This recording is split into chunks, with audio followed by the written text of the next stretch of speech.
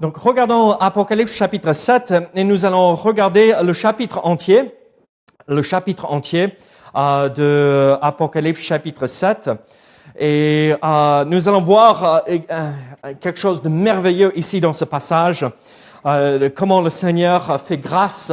Même pendant la période de la tribulation, Dieu est toujours un Dieu de grâce et d'amour. Donc, regardons Apocalypse chapitre 7, verset 1er. Après cela, je vis 4 anges debout aux 4 coins de la terre. Ils retenaient les 4 vents de la terre, afin qu'il ne soufflât point de vent sur la terre, ni sur la mer, ni sur aucun arbre. Et je vis un autre ange qui montait du côté du soleil levant, et qui tenait le sceau du Dieu vivant. Il cria d'une voix forte aux 4 anges à qui avait été donné de faire du mal à la terre et à la mer. Il dit, ne faites point de mal à la terre, ni à la mer, ni aux arbres, jusqu'à ce que nous ayons marqué du sceau le front des serviteurs de notre Dieu. Et j'entendis le nombre de ceux qui avaient été marqués du sceau, 144 000, de toutes les tribus des fils d'Israël. De la tribu de Juda, 12 000 marqués du sceau. De la tribu de Ruben, 12 000.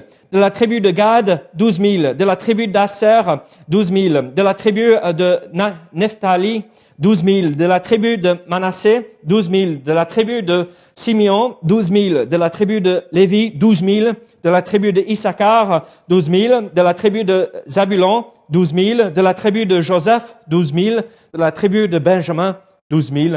Marqués du sceau. Après cela, je regardais et voici, il y avait une grande foule que personne ne pouvait compter, de toute nation, de toute tribu, de tout peuple et de toute langue. Ils se tenaient devant le trône et devant l'agneau, revêtus de robes blanches et des palmes dans leurs mains. Et ils criaient d'une voix forte en disant, « Le salut est à notre Dieu qui est assis sur le trône et à l'agneau. » Et tous les anges se tenaient autour du trône et des vieillards et des 4 êtres vivants. Et ils se prosternèrent sur leur face devant le trône et ils adorèrent Dieu en disant, « Amen, la louange, la gloire, la sagesse, l'action de grâce, l'honneur, la puissance et la force soient à notre Dieu, au siècle des siècles. Amen. » Et l'un des vieillards prit la parole et me dit, ceux qui sont revêtus de robes blanches, qui sont-ils? Et d'où sont-ils venus? Je lui dis, mon Seigneur, tu le sais. Il me dit, ce sont ceux qui viennent de la grande tribulation. Ils ont lavé leurs robes et ils les ont blanchis dans le sang de l'agneau. C'est pour cela qu'ils sont devant le trône de Dieu et le servent jour et nuit dans son temple. Celui qui est assis sur le trône dressera sa tente sur eux. Ils n'auront plus faim, ils n'auront plus soif, et le soleil ne les frappera point, ni aucune chaleur. Car l'agneau qui est au milieu du trône les paîtra, les conduira aux sources des eaux de la vie, et Dieu essuiera toute larme de leurs yeux. Prions ensemble. Seigneur, sois avec nous ce matin. Aide-nous à voir combien tu es grand, combien tu es miséricordieux, combien tu nous offres et tu nous donnes ta grâce, Seigneur. Oh Seigneur, tu es un Dieu bon. Seigneur, aide-nous à te suivre fidèlement par cette grâce que tu nous donnes. Au nom de Jésus. Amen. Là, vous vous rappelez la situation que nous avons vue la semaine dernière avec Apocalypse chapitre 6. C'était là, le grand jour de la colère de Dieu est arrivé et qui peut subsister, qui peut tenir, qui peut continuer jusqu'à la fin. Tout le monde va mourir face à la colère de Dieu. C'était la dernière chose qu'on avait vue la semaine dernière. Et ça nous fait penser à tous ces fléaux qui sont tombés sur la terre depuis le commencement de la période de la tribulation. Les 4 chevaliers d'Apocalypse. Après le 5e sceau qui est ouvert avec tous ces martyrs et le 6e sceau qui est ouvert et ce grand tremblement de terre qui arrive et les montagnes se sont déplacées à cause du tremblement de terre. Les îles ne se retrouvent plus là où elles sont aujourd'hui. Et donc, le monde entier a été bouleversé et le monde entier reconnaît que c'est Dieu qui juge le monde. Et ils ont dit aux montagnes, tombez sur nous, parce que on voit que c'est Dieu qui juge le monde entier. Et donc, le monde reconnaît que c'est Dieu qui est en train de juger le monde, et à cause de la méchanceté, à cause de la haine, à cause de toutes ces choses horribles que nous voyons dans le monde. Et au lieu de se tourner vers Dieu et placer leur foi, ils disent en Jésus-Christ, ils disent non, mais on préfère mourir et se cacher de ce Dieu assis sur ce trône avec l'agneau devant. Et alors, on est là devant cette réalité, mais mince alors, ils voient que c'est Dieu qui agit. Ils voient que c'est Dieu qui est en train de corriger et de juger pour redresser les choses afin que la justice et la paix soient établies dans ce monde. Et ils refusent de le reconnaître. Est-ce qu'il y a des gens qui se convertissent quand même dans cette période de la tribulation? Est-ce qu'il y a des gens qui placent leur foi en Jésus-Christ comme leur sauveur pendant la période de la tribulation? La Bible nous dit quasiment tout le monde rejette. Mais c'est pas tout le monde. Il y a toujours un petit reste qui reconnaît que Dieu est le Dieu créateur qui a envoyé son Fils. Et alors, nous voyons toutes ces choses horribles qui ont été décrites jusqu'à ici. Mais malgré cela, malgré toutes ces choses difficiles, il y a plein de monde qui vient et qui reconnaissent Jésus-Christ comme leur sauveur. Et particulièrement ici dans ce chapitre, nous voyons que c'est 144 000 Juifs, des témoins, et une grande foule que personne ne peut compter. Et alors nous voyons ici que oui, il y aura des gens qui placent leur foi en Jésus-Christ. Même si l'Église est enlevée, elle n'est plus là, même si il n'y a pas cette lumière, la lumière, le sel de ce monde, comme nous sommes appelés à être aujourd'hui, il y a quand même des gens qui se tournent vers les Écritures et qui rencontrent le Sauveur. Et alors, quand je vois ceci, quand je vois tout ce qui se passe avec ces jugements, et ça fait peur, n'est-ce pas, de voir tous ces jugements qui vont tomber sur la terre. Mais quand je vois tout cela, et malgré cela, nous voyons que Dieu reste un Dieu de grâce et d'amour.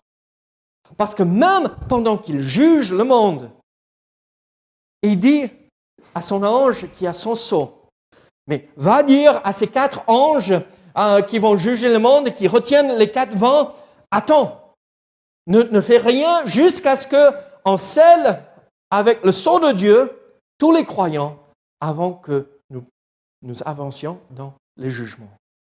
Et alors, nous voyons cette période où Dieu arrête de juger le monde pour donner du temps aux hommes et aux femmes et aux enfants de reconnaître, oui, vous avez vu que c'est Dieu qui juge. Oui, vous avez vu que c'est Dieu qui envoie ses fléaux sur le monde. Mais maintenant, il va arrêter toute chose afin de vous permettre de reconnaître votre besoin d'un sauveur. Alors, qui sont ces gens qui sont sauvés? Nous voyons la grâce de Dieu à travers ces choses-là. Dieu veut que ses enfants comprennent qu'il est un Dieu de grâce. Aujourd'hui, comme pendant l'Ancien Testament, comme pendant la période de la tribulation, Dieu est toujours un Dieu de grâce. Dieu ne prend pas plaisir à juger le monde, à détruire le monde comme nous voyons dans la tribulation. C'est pas ce qu'il veut faire. Ce qu'il veut, c'est que tout le monde vienne à lui pour placer leur foi en Jésus-Christ. Alors Dieu est un Dieu de grâce. Mais comment voyons-nous la grâce de Dieu dans ce passage? Déjà, d'abord, comme nous avons déjà lu dans les 8 premiers versets de ce chapitre, regardez, c'est Dieu s'arrête de juger. Il dit à ces 4 anges qui retiennent les 4 vents pour faire du mal à la terre, il dit, ne jugez pas le monde et ne faites pas de mal aux hommes tant qu'on n'a pas scellé avec le sceau de Dieu ceux qui sont croyants. Et on voit sa grâce dans le fait que c'est lui qui contrôle toutes choses. Tout est soumis à sa volonté. Ce n'est pas le mal et le malin qui dirigent les choses, mais c'est Dieu qui est assis sur son trône. Et qu'est-ce qu'il dit? Il envoie cet ange qui a ce sceau. Regardez verset 2. « Et je vis un autre ange qui montait du côté du soleil levant et qui tenait le sceau du Dieu vivant et cria d'une voix forte aux 4 anges à qui il avait été donné de faire du mal à la terre et à la mer. Et il dit, ne faites point de mal à la terre, ni à la mer, ni aux arbres, jusqu'à ce que nous ayons marqué du sceau le front des serviteurs de notre Dieu. »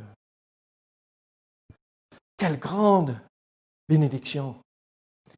Regardez, nous voyons sa grâce du fait que c'est lui qui est le souverain, il contrôle tout, mais aussi, il dit, mais je suis en train de juger parce que le monde m'a rejeté, mais je vais quand même m'arrêter pour leur donner une autre occasion.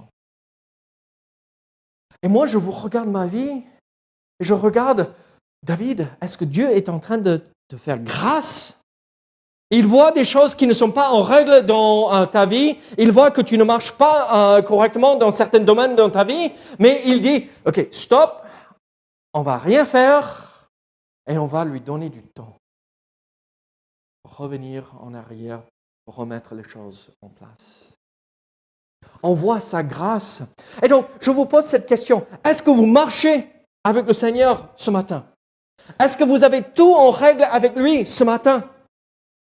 Si vous n'avez pas tout en règle avec lui, est-ce que vous êtes dans cette période de calme avant la tempête, où Dieu vous fait grâce en vous offrant un petit moment, le temps de se repentir, de revenir, avant qu'il dise « stop, ça suffit, on ne va pas aller plus loin ». Si vous avez lu Apocalypse, vous voyez chapitre 8, 9. Oh là, c'est horrible. Est-ce que vous vivez cette période de calme que Dieu vous donne afin de revenir?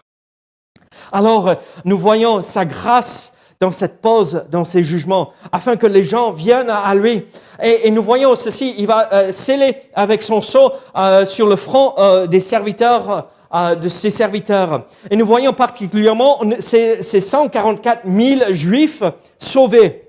Donc 12 000 de chaque tribu, on ne va pas relire toute cette liste de tribus, 12 000 de chaque tribu. Et qu'est-ce qui se passe? C'est un sceau particulier qu'ils mettent sur le front de ces croyants. Et on voit en fait que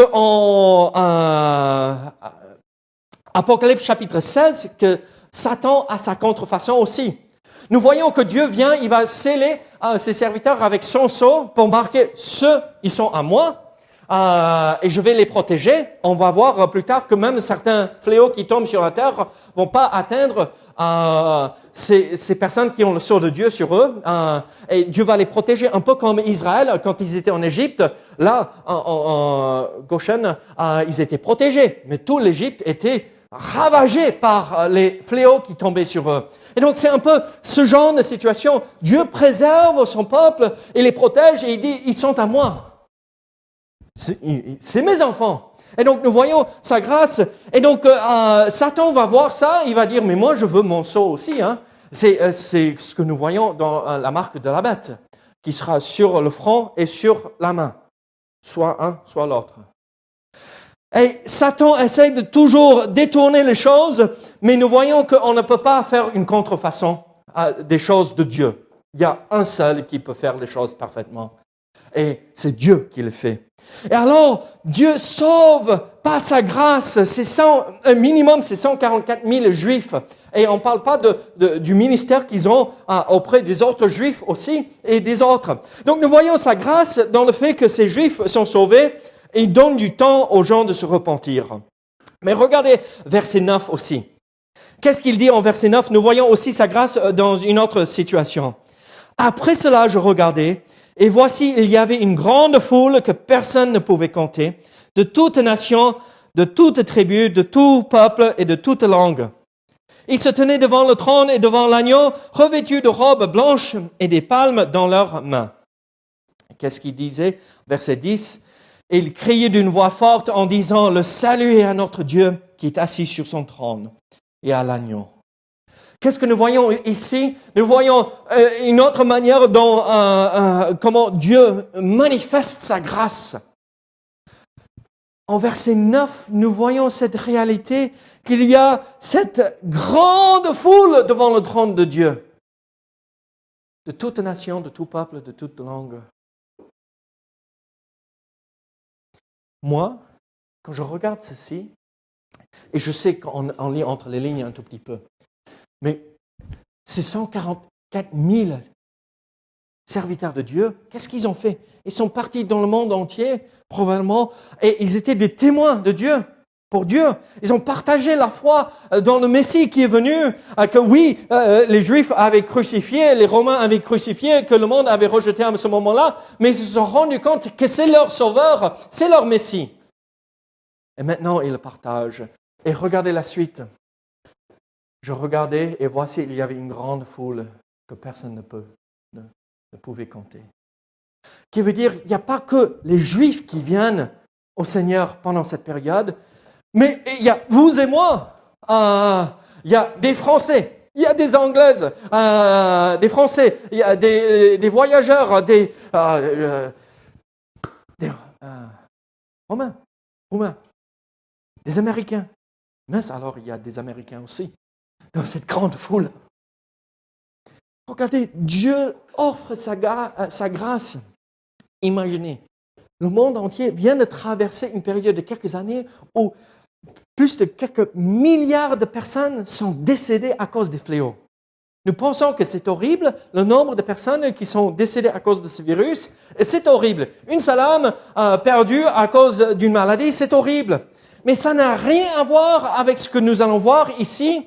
Et Dieu dit, OK, maintenant, je ne vais pas juste sauver le peuple élu, Israël, mais je vais même sauver d'autres personnes, les non-juifs, parce que j'aime tout le monde. Quelle grâce merveilleuse! Et nous voyons qu'ils viennent de toute nation, de tout peuple, de toute langue. Et qu'est-ce qu'ils font là? Voici aussi une autre grâce que nous voyons. Ils se tiennent dans la gloire de Dieu, devant le trône, directement dans la présence de Dieu. Oh, quelle grande bénédiction de pouvoir être là devant le trône de Dieu. Et regardez, ce n'est pas que eux, ces martyrs pour la foi,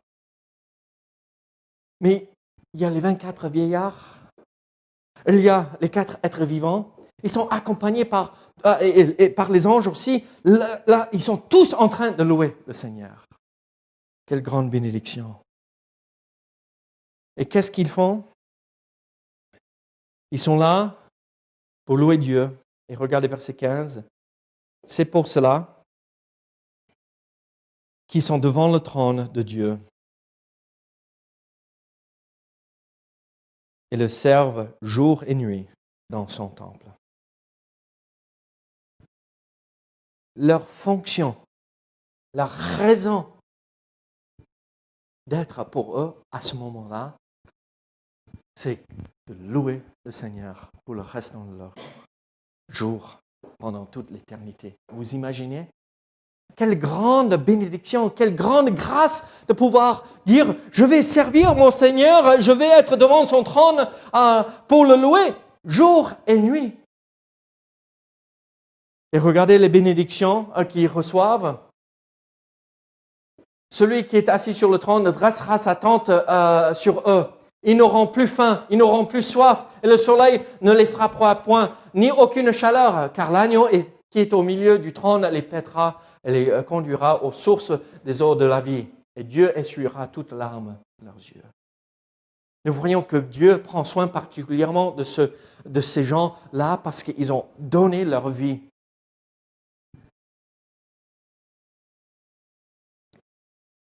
Pour le Seigneur.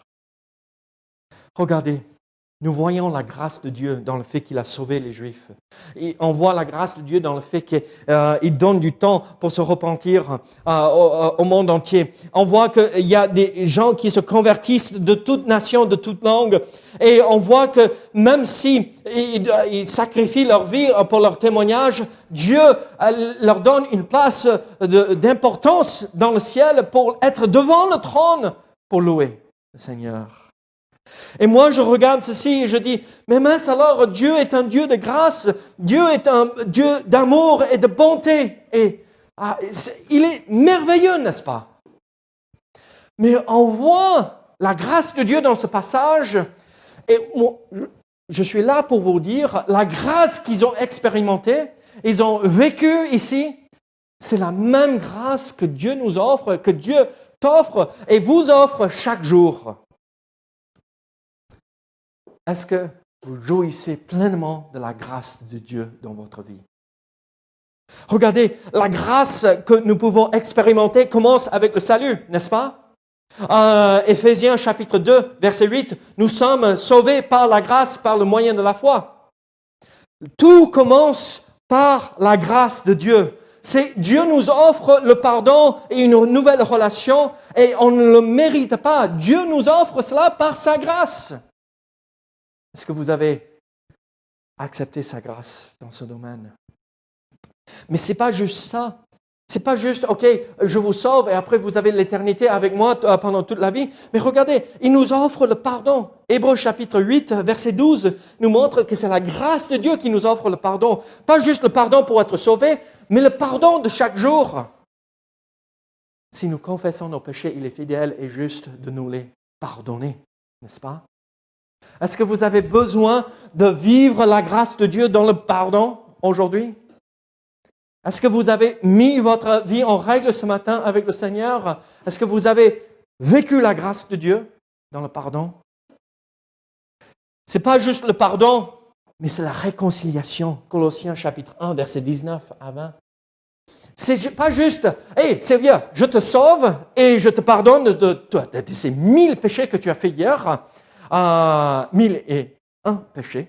Pardon, j'ai oublié celui-là. Mais on se réconcilie. C'est pas ce pardon. Oui, je te pardonne, mais bon, je ne sais pas si je vais te parler. Mais c'est cette réconciliation où tout est remis en place et c'est une relation merveilleuse. Et ça, c'est la grâce de Dieu qui nous l'offre. À nous de faire pareil, n'est-ce pas? Oui, je te pardonne, mais bon. On verra si vraiment la réconciliation avec Dieu. La vie abondante, c'est la grâce de Dieu. Pas la vie abondante dans le sens où regarde la belle maison, regarde la belle voiture, regarde mon compte en banque, il y a un négatif, zéro. Non, la vie abondante, on parle de ce domaine spirituel, la vie abondante avec le Seigneur, vivre pleinement notre relation avec Dieu, où le matin on se réveille et on ressent sa présence, on vit toutes ces bénédictions spirituelles et on vit que pour le Seigneur. Et on peut être les plus pauvres matériellement parlant, mais les plus riches spirituels, la vie abondante. Ça, c'est la grâce de Dieu. Une autre grâce qu'il nous fait, c'est en nous donnant le Saint-Esprit, qui nous scelle, n'est-ce pas? Aujourd'hui, nous sommes scellés aussi. Si nous avons placé notre foi en Jésus-Christ, il nous donne son Saint-Esprit et nous scelle avec le sceau du Saint-Esprit, qui sont les arts. Le Saint-Esprit, ils sont les arts pour garantir, oui, vous m'appartenez, vous êtes à moi. Et ces dons spirituels aussi, 1 Pierre chapitre 4, verset 10, tout ça, c'est des grâces que Dieu nous donne, des bénédictions. Dieu a fait grâce et fera grâce dans l'avenir. 144 000, allez, témoins de Jéhovah, d'accord, comprenez bien. Les 144 000 Juifs qui se convertissent, cette grande foule qui viennent au Seigneur grâce à leur témoignage, la grâce de Dieu. Mais cette même grâce qu'ils ont vue ici, c'est la même grâce qu'on a vue dans l'Ancien Testament avec Israël en Égypte. C'est la même grâce que nous avons vue quand ils sont entrés dans le pays promis. C'est la même grâce quand Jésus-Christ est né d'une vierge. C'est la même grâce qu'il nous offre aujourd'hui. Avez-vous accepté la grâce de Dieu? Est-ce que vous vivez votre vie chrétienne par la grâce de Dieu aujourd'hui? Ou est-ce que vous vous débrouillez, moi je fais de mon mieux et tout est basé sur la grâce? Écoutez ce verset pour clore. Exode 34. Exode 34, verset 6.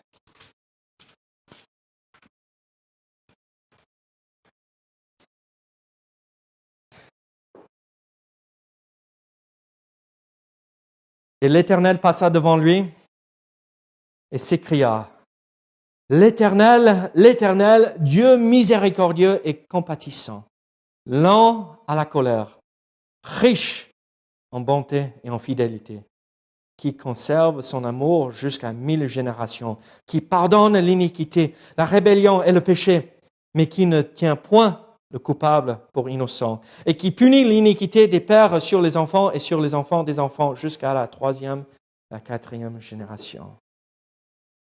Qu'est-ce que nous voyons ici, surtout dans verset 6 et la première partie de verset 7? Le Dieu miséricordieux, compatissant, lent à la colère, riche en bonté et en fidélité, qui conserve son amour jusqu'à 1000 générations, qui pardonne l'iniquité. Ça, c'est un Dieu de grâce.